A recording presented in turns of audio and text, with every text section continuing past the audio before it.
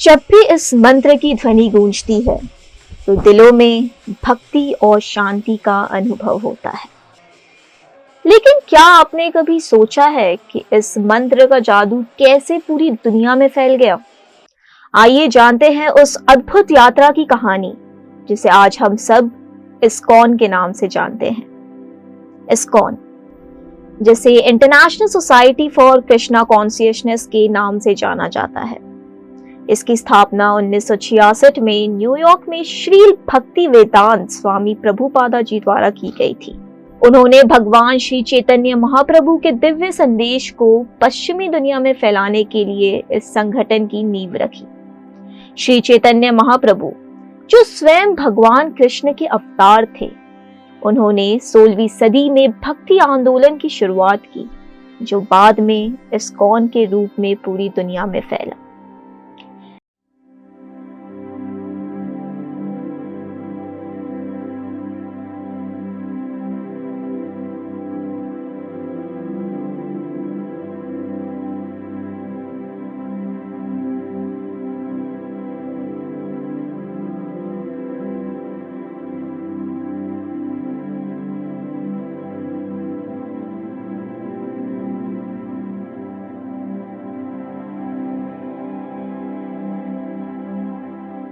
आज हम एक ऐसे स्थल पर हैं जहां हर कोने में भक्ति की गंगा बहती है, जहां हर दिल से श्री कृष्ण नाम की धुन गूंजती है। जी हाँ, हम बात कर रहे हैं इस्कॉन मंदिर की, जहां श्री कृष्ण की महिमा और भक्ति का अद्वितीय संगम देखने को मिलता है। यहाँ आए हुए हर भक्त के चेहरे पर अपार प्रेम और सच्ची श्रद्धा हमें देखने को मिलती है। इस्कॉन का मुख्य उद्देश्य लोगों को भगवत गीता और श्रीमद् भागवतम के आधार पर आत्म साक्षात्कार का ज्ञान प्रदान करना है। इस संगठन के फॉलोअर्स वेदों के सिद्धांतों को सरल और वैज्ञानिक तरीके से लोगों के जीवन में उतारने का प्रयास करते हैं। आज इस्कॉन एक वैश्विक आंदोलन बन चुका है। इसका मुख्य कारण है इसकी शिक्षाओं की वैज्ञानिकता और तार्किकता। इस्कॉन वैदिक शास्त्रों में निहित आध्यात्मिक ज्ञान को इस तरह से प्रस्तुत करता है कि लोग इसे समझ सके और अपने जीवन में उतार सके। आज की भागदौड़ भरी जिंदगी में लोग शांति और सुख की तलाश में हैं, और इस्कॉन उन्हें आध्यात्मिक प्रेम और ज्ञान प्रदान करता है। यही कारण है कि लोग इससे और आकर्षित होते हैं। जो बद्ध जीव है तो उसको ये संसार से जन्म मृत्यु के चक्कर से कैसे बाहर आए, तो उसके लिए भगवत गीता का ज्ञान और भागवतम वो यहाँ पर उसका ज्ञान दिया जाता है, ताकि सबको पता चले कि हमारा सनातन हिंदू शास्त्र क्या है। तो वो सब डिटेल्स देने के लिए, ज्ञान देने के लिए यहाँ पर निवासित ब्रह्मचारी और गृहस्थ लोग भी होते हैं। तो मंदिर की ये खास बात है। ऐसा नहीं कि विग्रह और उसकी पूजा अर्चन होता है, उतना नहीं है, उसके अलावा ये भी है और वो बहुत जरूरी है।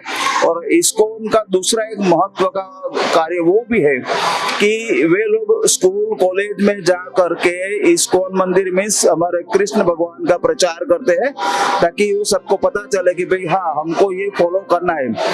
ज्यादातर लोग अभ्यास करते हैं, शैक्षणिक अभ्यास, लेकिन वो शैक्षणिक अभ्यास सिर्फ होगा तो उसका कोई मतलब नहीं। इसके साथ यदि वो आध्यात्मिकता से जुड़ेंगे तो वो लोगों को पता चलेगा कि जीवन कैसे जीना है, जीवन का सिस्टम क्या होना चाहिए, तो ही सब में हार्मनी रहेगी, एक ट्यूनिंग रहेगा और संसार में सुख और शांति बनी रहेगी। आप इस बार सिल्वर जुबली मना रहे हैं, तो इसके बारे में क्या जानकारी देना चाहेंगे आप? तो इस बार जैसे आप सब जानते हैं कि इस्कॉन मंदिर तो यहाँ 40 साल से है, पर 1999 में 1999 में जन्माष्टमी के दिन पर है मंदिर में श्री जगन्नाथ बलदेव सुभद्रा, श्री राधा श्याम सुंदर और श्री गौर निताय के विग्रहों की स्थापना हुई।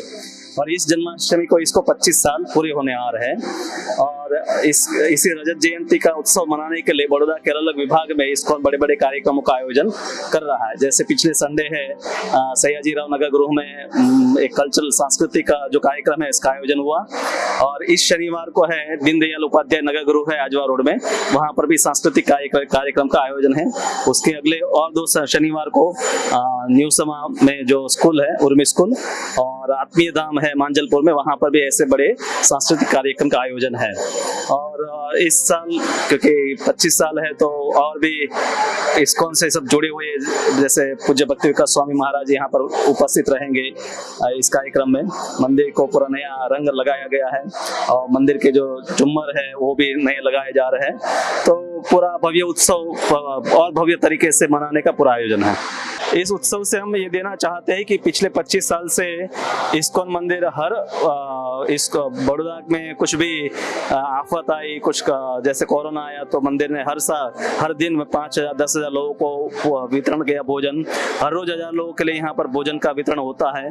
तो और आने वाले सालों में भी बड़ौदा की जो जनता है उसका सहयोग मिलता रहे, तो ऐसे ही इस्कॉन मंदिर अधिक से अधिक बड़ौदा वासियों की सेवा में लगा रहेगा। पश्चिमी देशों में इस्कॉन की प्रसिद्धि एक अद्भुत कहानी है।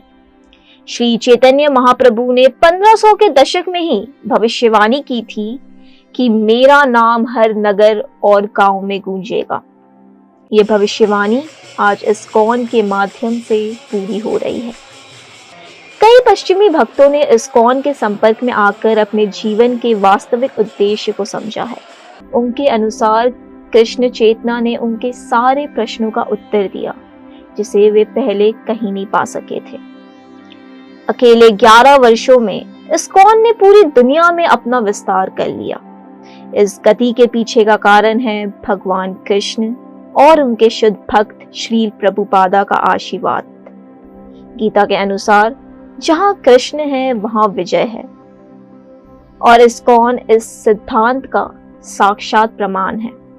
यहाँ पे सबसे ज्यादा मालाएं का महत्व रहता है ज्यादा, क्योंकि यहाँ पे तुलसी माला का बहुत महत्व रहता है। तो जाप माला, कंठी माला, ब्रेसलेट, वो सब तुलसी का ज्यादा रहता है। फिर रुद्राक्ष की माला रहती है, स्फटिक की माला रहती है, लाल चंदन का रहता है, वो सब माला जाप के लिए रहता है। नीम का रहता है, बच्चों के लिए रहता है। और फिर बुक्स में भगवत गीता, कृष्ण बुक, रामायण बुक और छोटी छोटी बुक्स वो सभी रहते हैं। अगरबत्ती, पूजा सामग्री, अत्तर, जो कृष्ण जी के लिए रहता है, माता जी के लिए रहता है, जो सभी देवी देवताओं को हम पूजा करते हैं वो सभी सामग्री यहाँ पे मिल जाएगी। और फिर यहाँ पे फोटो फ्रेम भी रहते हैं, राधा श्याम सुंदर के, जगन्नाथ भगवान, सुभद्रा माता रानी, बलदेव प्रभु जी की या नरसिंह महादेव की, सबकी फोटो फ्रेम भी यहाँ पे रहती है। और ज्यादा में सबसे तिलक स्टैम्प का महत्व भी रहता है। तिलक स्टैम्प यहाँ पे जो भक्त लोग हैं वो ज्यादातर यूज करते हैं।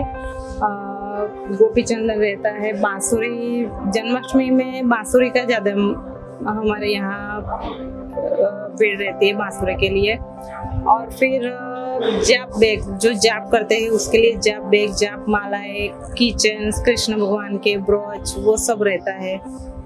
इस युग में जब लोग आध्यात्मिक मार्ग की तलाश में हैं, इस्कॉन उन्हें एक सटीक और सर्वश्रेष्ठ मार्ग दिखाता है, जो कि है भक्ति योग।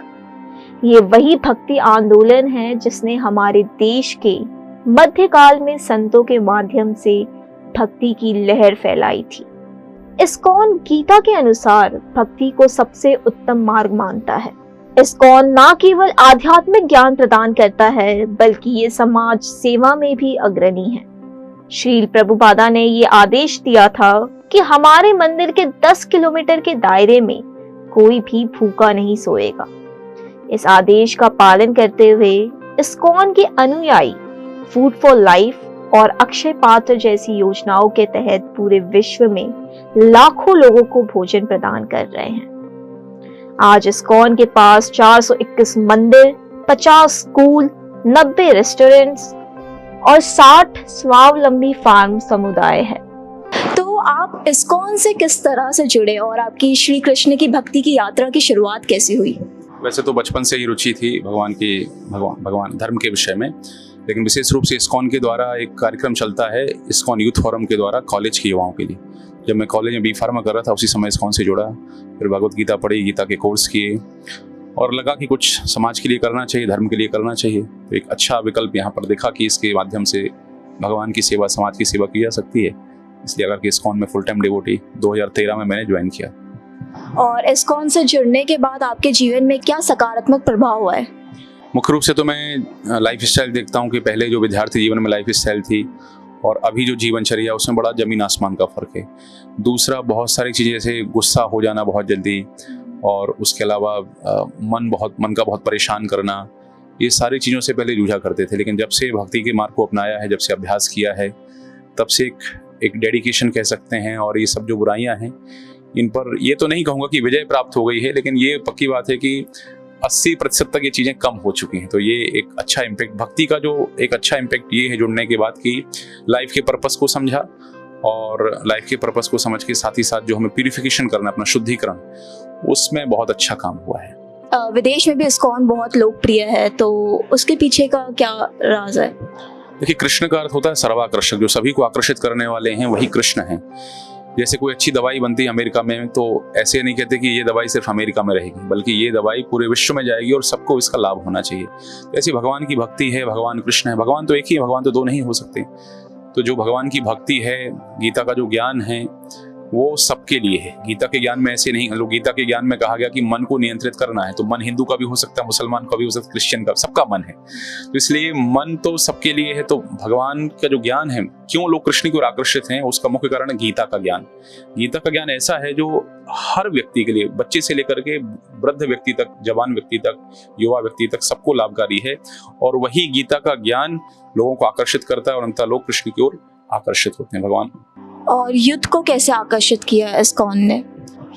युवाओं के पीछे आकर्षण का जो एक बड़ा कार्य है कि युवा बहुत सारी समस्याओं से जूझ रहा है, और वो खोज रहे हैं कि हमें शांति कहाँ मिलेगी, अपनी समस्याएं, जो हमें तकलीफें हैं, जो बैड हैबिट्स हैं, हम उनको कैसे ओवर पावर कर सकते हैं, कैसे उनसे बच सकते हैं।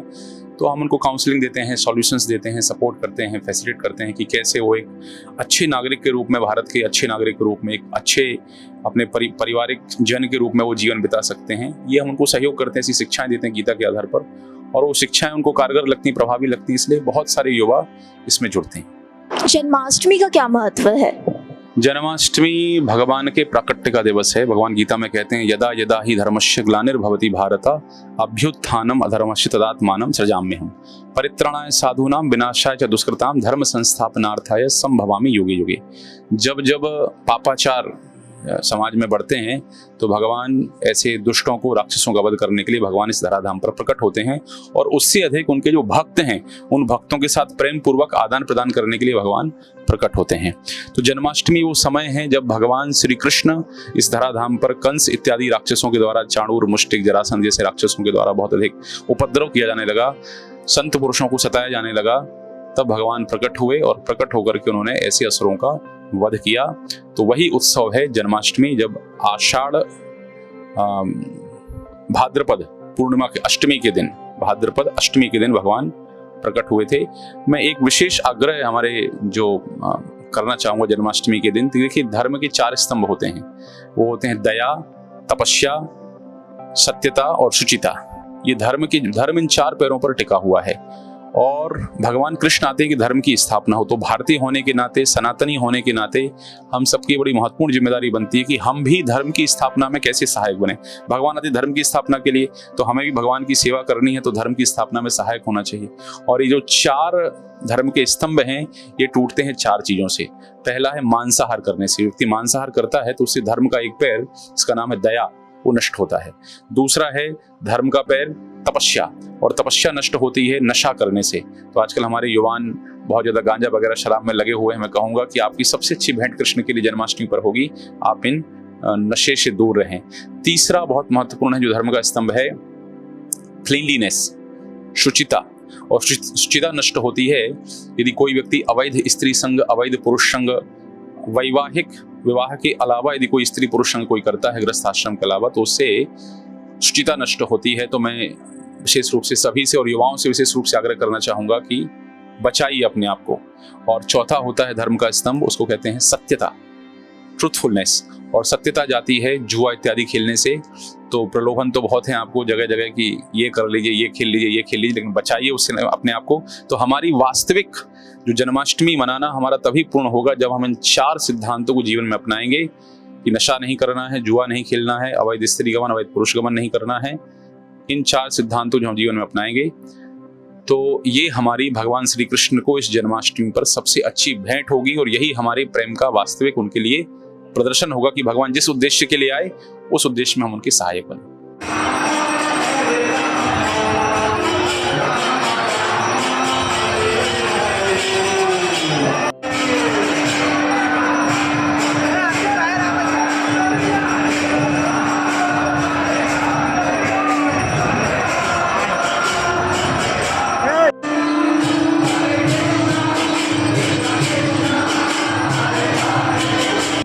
इस्कॉन के अनुयायी केवल अंधविश्वासी नहीं हैं, वे सभी अपने अपने पेशेवर जिम्मेदारियों को निभाते हुए भी भगवान कृष्ण की भक्ति करते हैं। उनके जीवन में भगवान कृष्ण केंद्र बिंदु है, बाकी सब कुछ गौण है। वैदिक धर्म का सर्वोच्च मार्ग भक्ति ही है और इस्कॉन इस मार्ग का पालन करता है। इसके 4 प्रमुख नियम हैं: मांसाहार का त्याग, नशीले पदार्थों से दूरी, जुओं से बचना और अवैध संबंधों से दूर रहना। इस्कॉन ने इस मंत्र के माध्यम से एक अद्भुत यात्रा की है जो हमें हमारी आत्मा के सत्य और ईश्वर के साथ हमारे शाश्वत संबंध की जानकारी देता है। ये एक ऐसा आंदोलन है जिसने न केवल आध्यात्मिकता का प्रसार किया है बल्कि मानवता की भी सेवा की है। इस्कॉन के अनुयायी अपने निस्वार्थ सेवा और भक्ति से दुनिया को एक बेहतर स्थान बनाने के लिए लगातार प्रयासरत हैं। हरे कृष्णा कृष्ण कृष्ण